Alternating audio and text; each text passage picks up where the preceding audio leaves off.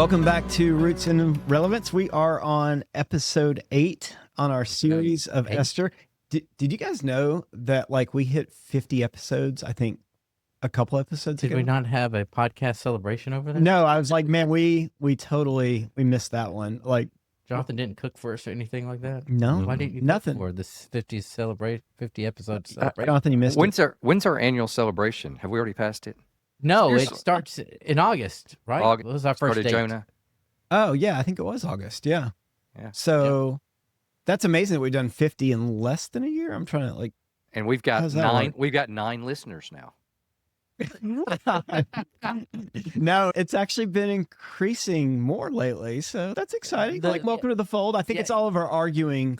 People are like, okay, what are they going to argue about this time? So social media and aggression does equal more listeners. Apparently. Which, by the way, if you are a listener, we would love to hear from you. And if you email us questions, or if you're just really, really angry at like some of the heretical stuff that Jonathan says, let us know that. We would love to introduce that into the episode. And Riley would be happy to answer all your emails. Every single one. All right, question for you guys as we get started today, because this is a chapter that could feel good, like as part of the story, because there's so much that happens that is the reversal that we've been talking about with good and evil. So my question is, what is the best film you've ever watched that was a revenge flick, or where there's like poetic justice and it felt right? Revenge of the Sith. I mean, It has revenge in it, doesn't it? Yeah, but I don't think that's. I don't think that's just. I was just Jack. I was just messing. So Yeah. All right. No, instead of watching movies, how about a book? Okay. We do a good. That's fair. How about Count of Monte Cristo? Oh, come on. That was literally mine. Yeah. Oh, yeah, good yeah. one. Oh, I hadn't thought about that. I know it's a should have read movie, that but in the 10th movie's- grade in Mrs. Cooper's class. So. But the movie wasn't that good. The book was great. Count of Monte Cristo, 10th grade Miss Cooper's class. Exactly. Yep. I read 3 books, I think, in high school, and that was one of the 3 of the probably 15 I was supposed to read. I read 1. It was Return of the Native for 2, Scarlet Letter and Return of the Native. So What a selection. Yeah, exactly. Wally, Kind of Monte Cristo is a good one. Wally, you may Yes. not know, Mom used to read me yes, Tale of Two Tale of Two Cities, in the Sun, Cities. and I would literally fall asleep while she would read it to me. It was the best of times. It was the worst of times. It was the worst book the ever. most boring of book times. ever. Yeah. Ever. Too many of them are, right? Like, That's why I chose not to read it for my summer reading. Jonathan, I had to read Count of Monte Cristo it was in French. The whole book was in French, but I loved it so much that when they came out with the French version of the movie, I think a year or 2 ago, I was like, Emma, this movie, trust me, it's going to be good. And of course it's in French. And about 45 minutes, she's into it. She's like, I think I'm going to go to bed now. I'm like, got it. But yeah, it's so satisfying, right? Like it's like the ultimate revenge story. I got one. Ocean's 11. Wait, isn't that a bank caper? Yes, but he's trying to get even with the guy that took his wife. Oh, I did not remember that. Well, this is not Vashti and Esther. He didn't take his wife. I mean, I think there was a consensuality to that, but we'll move on from Well, that. he was in jail and she left, so she filed for divorce when he was in jail. Come on, Julia Roberts. Hang in there with George Clooney through the hard times and the difficult times. Come on. No, you cared that much about Ocean's 11. I like Ocean's 11. It's a Who knew? spectacular, It's a new one. great Yeah. flick. Ocean's 11 is a very good movie. Yeah. Is Hudson Hawk a Hudson Hawk Okay. is probably the best movie, but it has nothing to do with revenge. That's Jonathan- definitely Jonathan not a loved- revenge flick. That's a total can't. Ray- We digress. Yeah. Riley, anything? I don't even know where you are in this conversation. Well, right yeah. now. Honestly, I'd probably have to go with, we talked about this a little bit earlier, but Legally Blonde. I mean, the ending is so satisfying. She gets revenge on her ex-boyfriend. 10 out of 10. Amazing film. Would watch 10 out of 10 times. And that's a total reversal too. To Yeah. time the theme, like, right? That movie shows like a good reversal of who's in power and who's not. I mean, all those things. So I love it. Oh, look at you tying in Esther into Legally Blonde. You're welcome. That's awesome. Well, we're going to get into it because this is like, I feel like the chapter where like it feels like there's a lot of poetic justice. It feels like if you were into revenge, this feels good, right? And because you see some of the consequences that are starting to come out. So we're going to talk about that. We're going to talk about like, how should we feel about justice, whether it's restorative justice or retributive justice? Does the Bible leave room for this feeling of like, okay, eye for an eye and tooth for a tooth, and it feels good? Those are some of the questions I had as I was reading this. So let's kick it off, Riley. Now the king and Haman came to drink wine with Esther the queen. And the king said to Esther on the second day, also as they drank their wine at the banquet, "What is your petition, Queen Esther? It shall be granted to you. And what is your request? Even to half of the kingdom it shall be done." Then Queen Esther replied, "If I have found favor in your sight, O king, and if it pleases the king, let my life be given to me as my petition, and my people as my request. For we have been sold, I and my people, to be destroyed, to be killed, and to be annihilated. Now if we had only been sold as slaves, men and women, I would have remained silent, for the trouble would not be commensurate with the annoyance to the king." All right. So what stands out in that passage? Esther's kind of speech to the king and her answer in verses 3 and 4. Well, we have another banquet and they're drinking wine. That's never happened in Esther before. I mean, What is it? 10 different banquets. One of them is actually in Hebrew called, I think it's called a feasting, a wining party. Like it's just about the wine. Is that where they just like say how bad their lives are all the time and they wish their life was better? You didn't get it, whining party, like a wine. Oh, my God. I like oh, it, man. Jonathan. Jonathan is on top of things this morning. I so, like it. I did not. You didn't catch get that? I didn't. I did not. No, Thank you, Riley and Riley. I are a little slower. Straight over. I was already gone to another point. It doesn't take much to get over my head. I hit what Foreman, I haven't read his book, but I know Foreman probably had to present this in his book. So we have to hit the obvious here with the link to Joseph. I assume Foreman brought this out in his book. No, he did not. Well, so the free video that I did not pirate on Foreman, which for was you. really, really good. He says if he's saying that Esther's making this great plea, hey, if it pleases you and I favor with you, then can you help me? And it's like, yeah, the king would love to help his wife, the queen of Persia, to do whatever she wants. And then she says she's got him on the hook. And then she starts going in this thing about, for my people and I have been sold. And if we hadn't been sold for annihilation, but we've been just sold as slaves, then it would be okay.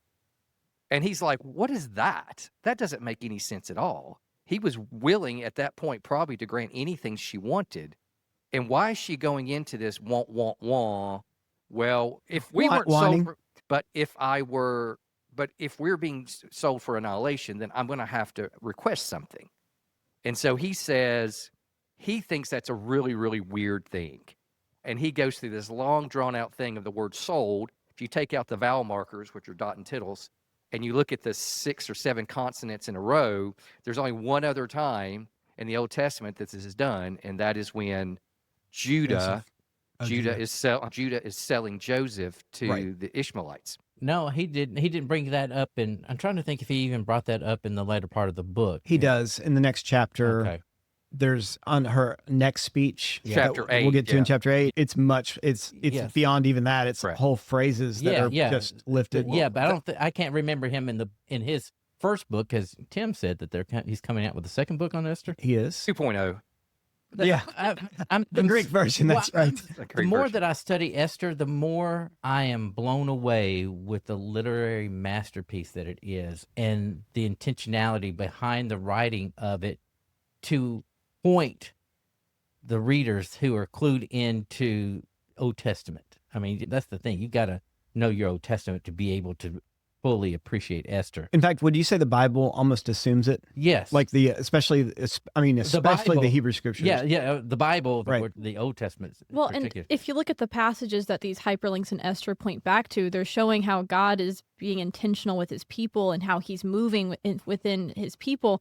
And it now makes sense why the name of God isn't explicitly mentioned in the Book of Esther, because it's implicit throughout, because we're always referencing back to these passages where God has helped his people in difficult times. He's provided, he's put people in positions of power, he's taken people out of positions of power.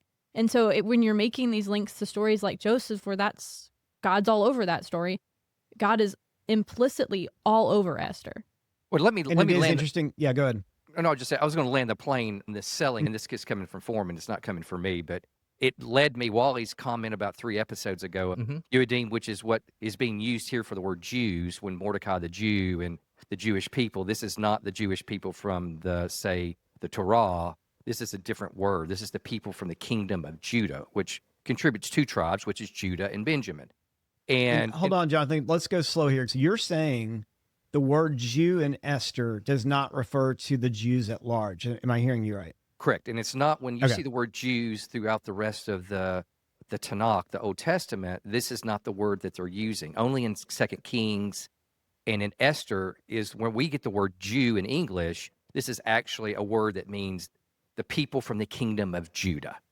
Well, Which- because the northern kingdom no longer exists, right? Because they've been captive, exiled, and now intermarried with all these different nations because of the Assyrian Empire, right? Right. So they no longer exist as a unique people of Israel, right? Correct. And there's contention between the two, right? Between We see this especially in the New Testament, right? The Samaritans are the northern kingdom of these half breeds that have come in. We talked about this in the parables.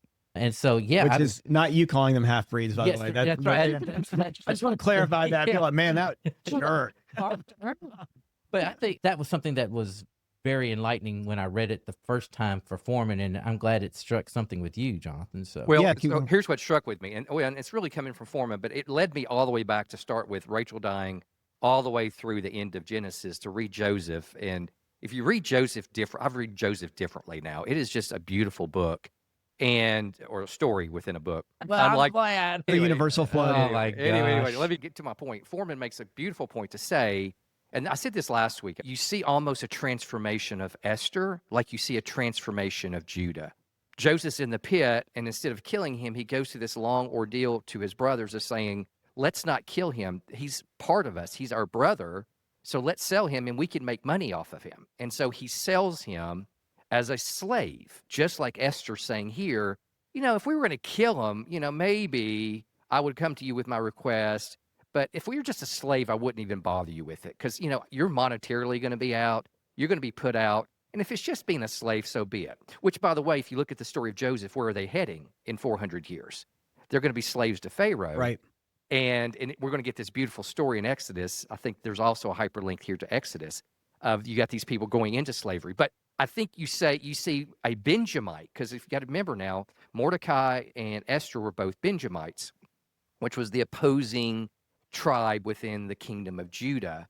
And so you have this Benjamite saying, well, the Yehudi, how do you say it again? Yahudin. Sounds the like something out of Yahudin. Dune. Yeah, that's right. You've got Yahudin. this tribe of Judah who are really going to be killed, because you remember when Mordecai goes to Esther and says, we may not be killed, because are they really going to come into the palace and kill Mordecai the Jew and Esther the Jew? Probably not. But all these other people out there in the kingdom of Persia, probably most Judeans, they're all going to be killed. So you can't just be silent. And so you get to this point where she's got them on the hook to get them not annihilated. And she goes to this whole wah of saying, but you know what? If they were just slaves, kind of referencing what Judah said, we're not going to let them die. We're just going to sell them. And selling them as a slave is okay. But having them killed's not. And then you're going to see the reversal of that in chapter 8, how she changes her mind. And I think it's a great setup and to be honest with you, I have been struggling for 2 weeks since I've listened to that. I can't land the plane in my mind of what's it bringing to us, other than reconciliation of the Israelite people, of how they're going to come together under God's mercy and justice to protect each other. And Well, anyway, I think there's a major link there. I think where you're going, Jonathan, like we're going to obviously take a much deeper dive when we finish the whole book to talk about the theme. But I think like what you're bringing up might not even be a small point. It might be the point, or at least like maybe it's like the providence of God is 1 and that's 2, which is what you just said, this reconciliation of rivals. families and tribes that were never together. Rivals that are being connected to each other because of self-sacrifice. Yeah, reconciliation. In chapter 8, you're going to see a Benjamite save the tribe of Judah when That's she right. has her speech in chapter 8. And I think that's a beautiful thing. And if you go to Galatians, I hate to take it to the New Testament, and no, I don't think that the author of Esther was thinking of Galatians. No, he wasn't. But they Galatians 5 says, for freedom I have set you free. And so it's not like you're going to be killed. I have saved you, Jesus is saying. I've saved you from death, spiritual death. But I didn't just save you from spiritual death. I saved you from being a slave also. I saved you for freedom so that you can enjoy what I've given you in life. And I think there's this echo that what Esther is doing for the kingdom of Judah, Christ is going to do for all people, and not just saving us from annihilation, but also freeing us from slavery. We see this in Ephesians, right? Where he's taking two, that he's taking two and making two opposing people and making them one in Ephesians chapter 2. Yeah, the latter part of chapter 2. So we're seeing that rivals are being reconciled together through a willingness to sacrifice oneself for the betterment of somebody else. And I can't think of a more appropriate picture of what Christ is going to be doing for humanity to be reconciled to God, who we are at rivals with because of our sin. So That's so good. And as soon as you both said that, I'm thinking of the gospel and the way that we typically hear it. We, especially evangelicals in our country, when we think of the gospel, when we think about reconciliation, we think mainly about like us as the sinner and God. Like we think vertically. And yet, like in the New Testament, we see so much emphasis as well on reconciliation between people and groups. And I feel like we see that in Esther. We've seen that in like throughout Scripture. And I think it's an underdeveloped talking point as evangelicals. Well, and Foreman, sort of changing the direction, Foreman here in his book, he talks about, we've talked about how Esther has set up the situation in which she is intimating or implying there might be something going on. Like romantically. Yeah, with Haman. And then she's intentionally hidden her ethnicity because she wanted to conform some idea of what Mother Persia might look like. And so here she's in this situation where, how am I going to navigate with this situation, with my response, my request to this king? How do I navigate admitting that I'm not a picture of Mother Persia and Haman is not who I've sort of implied him to be? And so her first response is, hey, I have been sold. I mean, I know in the Hebrew it mentions her. She says, I have been sold and my people. So it's not just non-specific outside people that you don't know about, but it's me. Haman has sold me. Right. So, and that's really interesting to me, is this idea of identification, because would you say it's safe to say that Esther goes from almost non-identification with her people to identification with her people? And then even further though, now it's like, no, I'm going to die. Like I would die for my people. It feels like she's growing and moving into her identification with this people. Is that fair? Yeah, but let me. Can I complicate this just a little bit more? Please. So Let's complicate. Levinson sees another link to this same speech. So if you look at Esther, she says, "If I have found favor in your request." So if you look at Genesis 33, so this is where the people have come out of Egypt, across the Red Sea. They went up to Mount Sinai. Moses gives them Exodus 33. I'm sorry, Exodus 33. Sorry, yeah. He's right in the middle of giving them the tablets. Said, "Hey, go down to those people. They're making a golden calf. They're going back to their old ways and something that's comfortable."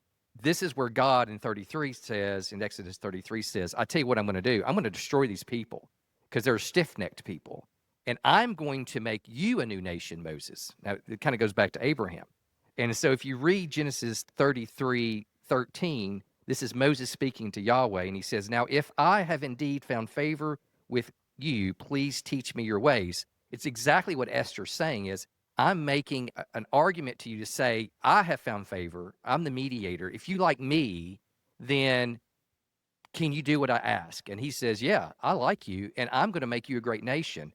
And if you go down to verses 15, where God says, Yahweh says, I will send you to the promised land, but I'm not going with you.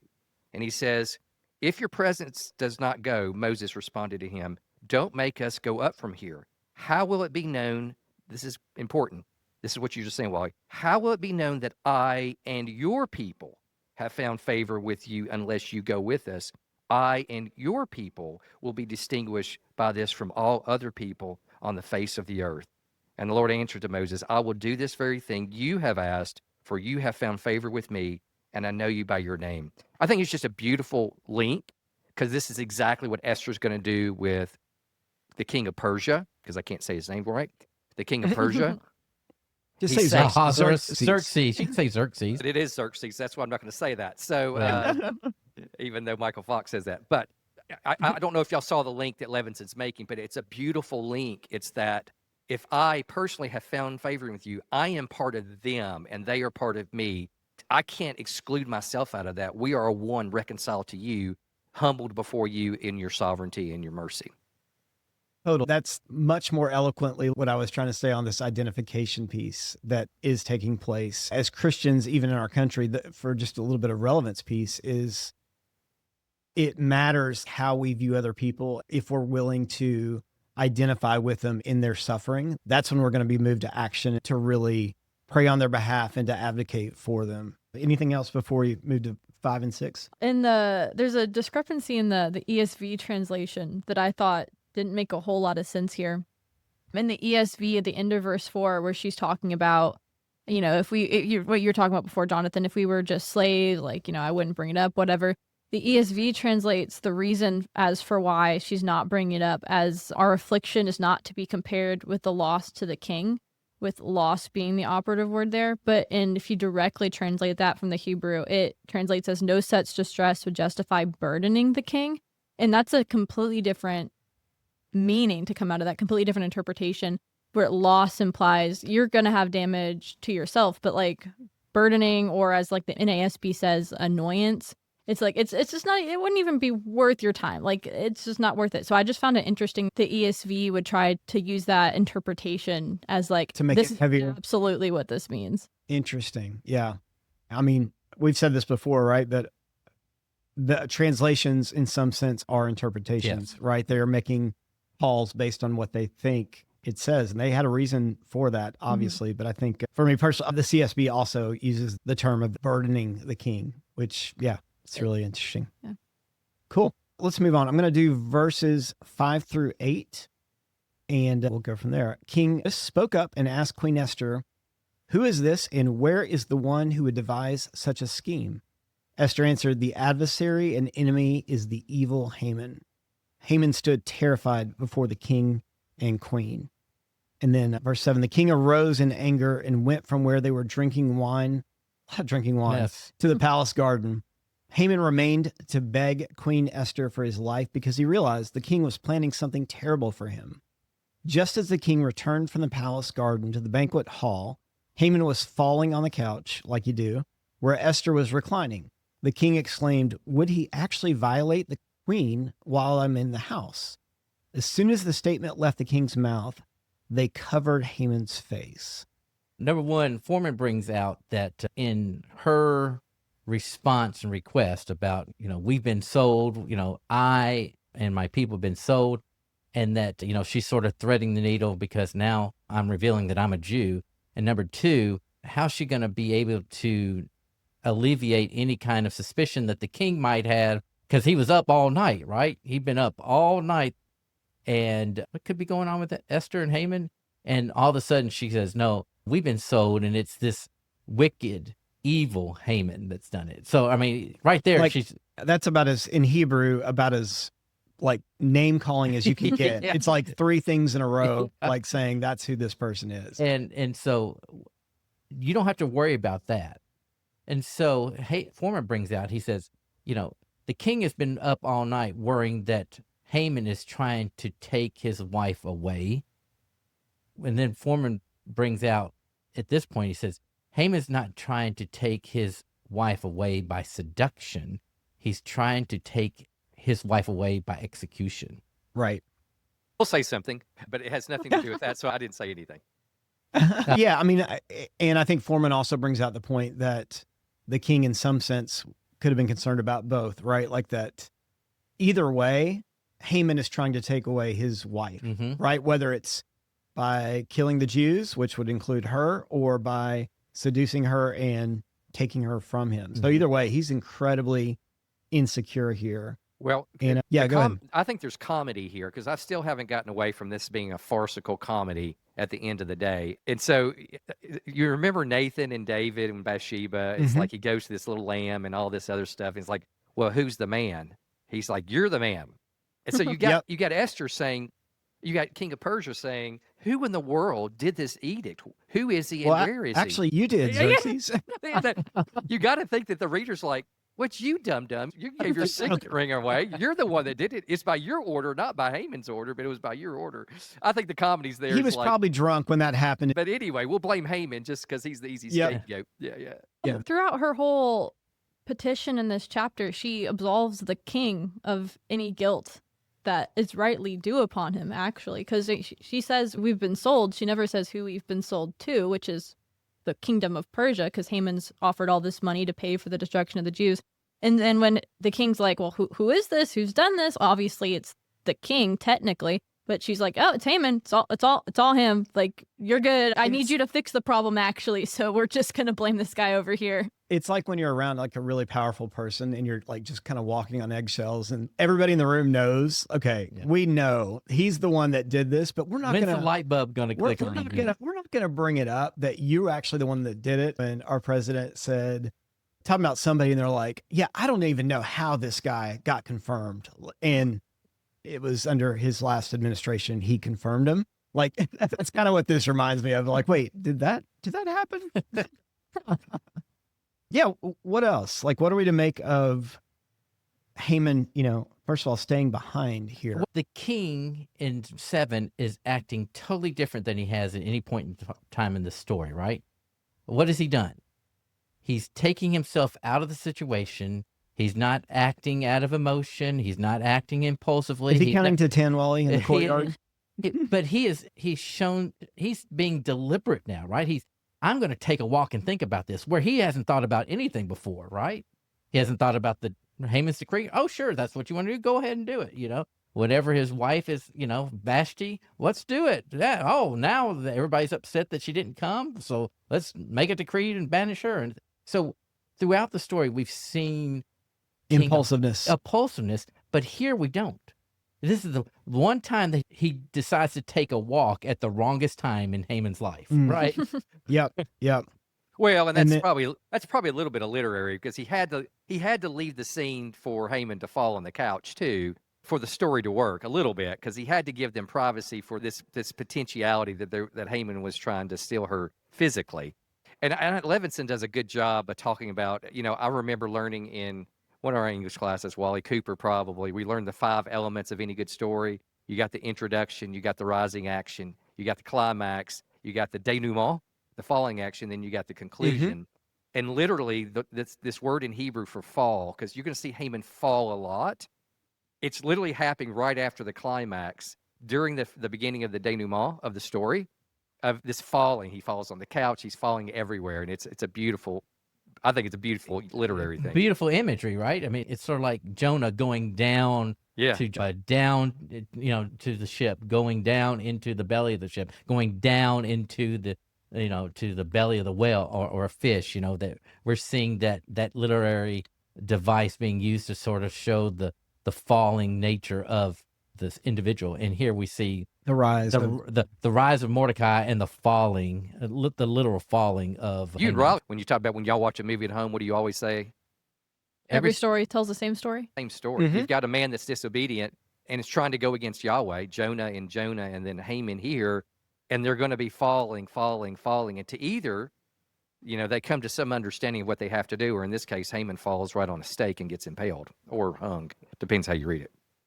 Totally. And like this goes to like what we've been talking about of the shape of the whole book is like an X. We say chiasm, but like if you want to just picture it as an X, it makes it really simple, right? Because you have Haman that starts really high up here. You have Mordecai and Esther that start down here. And then as it goes, they just literally crisscross like an X and it just keeps going. And to your point, the falling piece, I think, is probably all on that side, right, of the chiasm. So, yeah. And then also, I mean, the fact that he even stayed behind, my understanding is in Persian culture, you weren't even allowed to be in the same room as anyone in the king's harem, or especially his wife. You weren't even allowed to be in the same room with him outside the presence of the king. So forget, like, even the falling down was way over the top, but by him just staying behind, he's already breaching protocol in a really, really bad way, which isn't surprising because he's been so impulsive this entire time anyway. Do you find it interesting that we don't know what he's shared with Esther? We've had all these private conversations being revealed with Haman, with his wife, with his friends, inside himself, the thinking. And all of a sudden, here, this very climactic scene, we don't know what he is begging Esther for. Well, what it arguments says he's saying for his life. You're right. We don't know what he's saying, but Yeah. it does say he's begging for his life, which I think begs the question.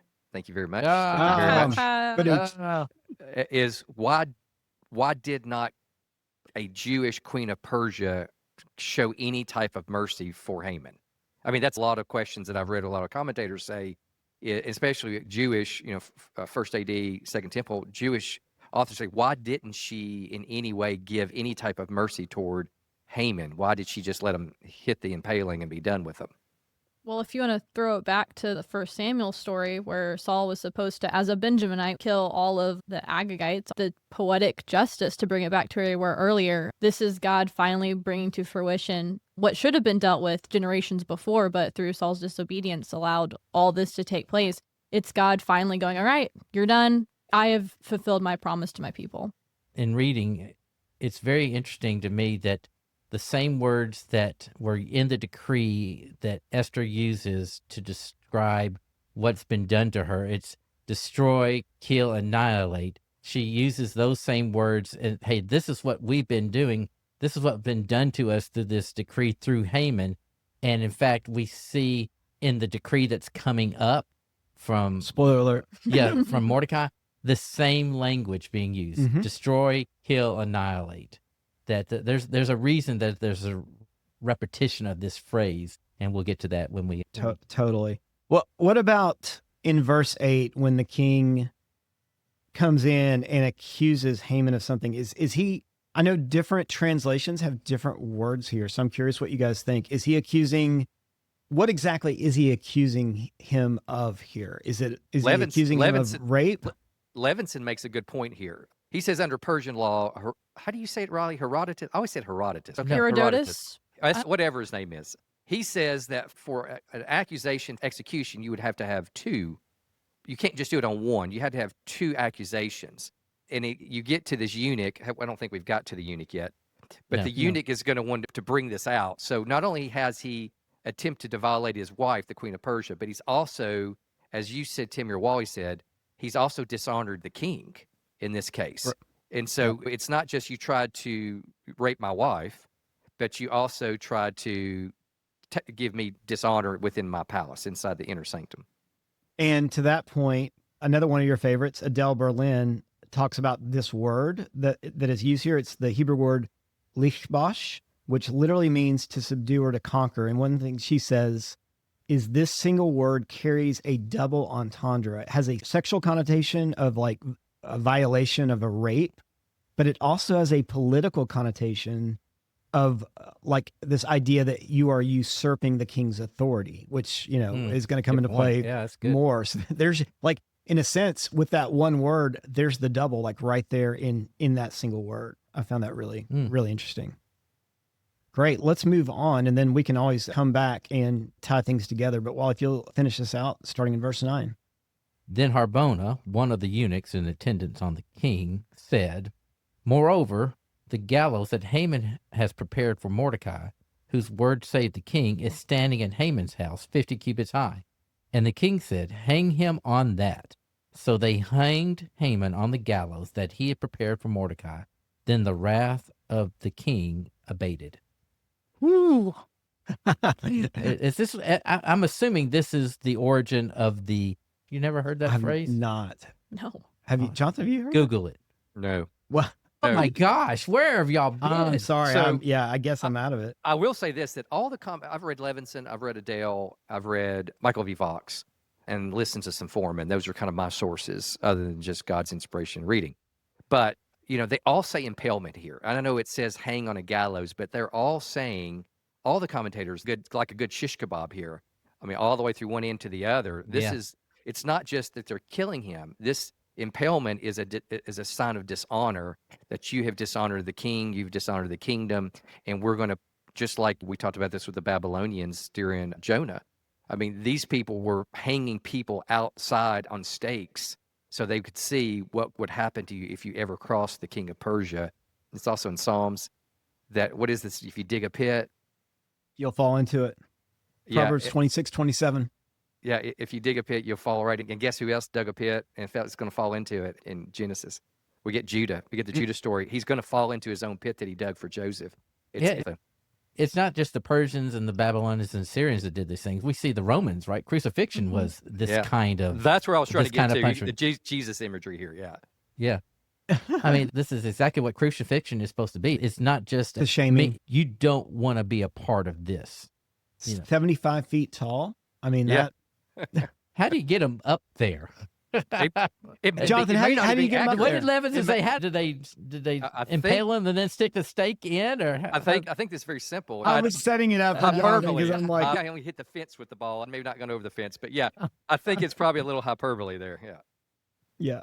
So the chapter ends Haman impaled on a 75-foot stake or whatever. So like, when it comes to this chapter, like what are we to take of this? Kind of bringing it back full circle. We do see a lot of this in the Bible, this sort of poetic justice where the bad guys get what they deserve. Not always. There are a lot of times when they don't. But how are we supposed to feel something in this? Are we supposed to feel like justice was done?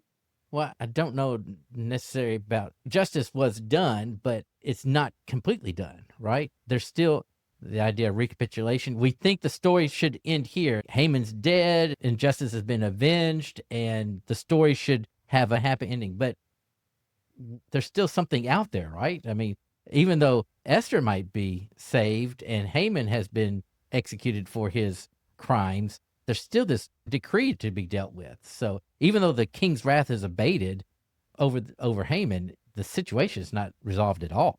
It's like the end of Lord of the Rings where they destroy the ring, but then they have to go back to the Shire and kick all the bad guys out of there too. It's like, wait, we're done here. What are we doing? Because you feel pretty good at the end of chapter 7. And yet, not a lot. I mean, a lot has changed on the surface, but in some ways, not a lot has changed because right now there's still a whole lot of people that are going to get killed unless something happens. I made the argument for the last 2-3 weeks, and I may be wrong about this, but I've made the argument that we see a transformation of Esther. Well, if you're just selling them, it's okay, but killing them's not.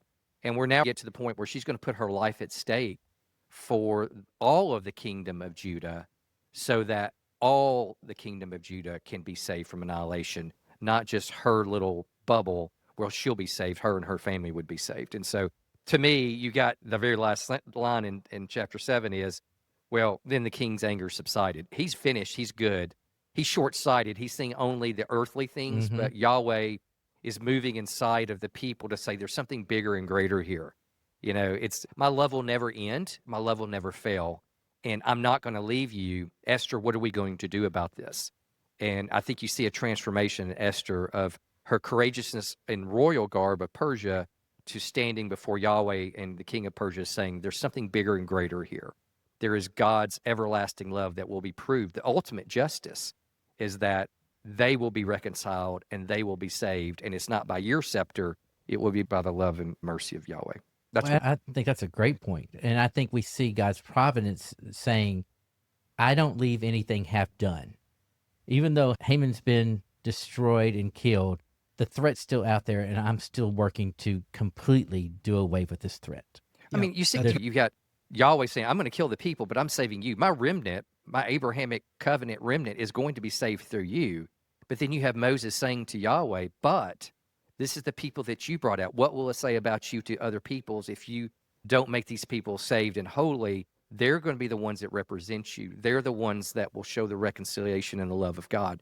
And I think it's a very similar kind of picture that we see is that God, Yahweh, is going to work through Esther to bring reconciliation, not through just the people of Israel, or in this case, the kingdom of Judah, but through all peoples. And again, I think it's just a beautiful thing. Isn't that what Moses is saying, though? He's saying, hey, God, you can't do things halfway with this people, right? You can't just get us out of Egypt and die in the desert. Which is kind of funny because all they ever wanted was what God was offering to them. And Moses is like, actually, no, not unless you go with us. Yeah, which I find very interesting. I think here we're seeing a picture of God's providence and divine authority being played out in a very real way here in Esther, that the writers of Esther are hyperlinking back to these stories to remind you of God's faithfulness to always complete the mission.